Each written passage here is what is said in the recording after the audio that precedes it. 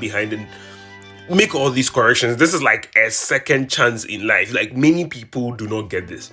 But let's move on to the controversial issue, which I have a lot of opinions about. So for a very long time on this platform, right, we've been talking about the playoffs and how Nigeria wouldn't make it into the playoffs. That was because all those considerations were made without taking into consideration that CAF was going to take away points from Eritrea. And that's our bad. And that's not just our bad, but that's the bad of many countries. Because as of March 14th, this rule was made known.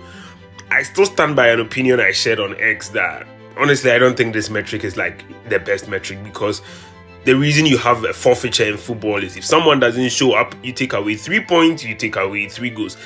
It's in that same vein where South Africa would make a little technical glitch, because it could be deemed as innocuous technical glitch and you take away 3 goals and 3 points. Maybe not necessarily the same situation, but you get how 3 points, 3 goals work in football.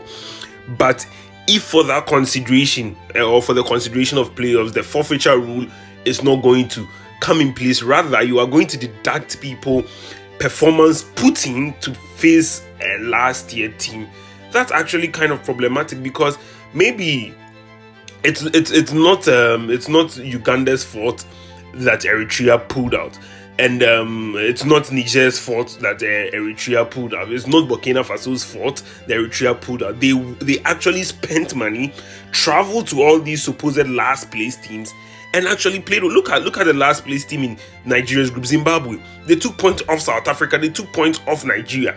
So you cannot necessarily say, well, because someone is a 6th tier place team, they are people who can easily be taking points off.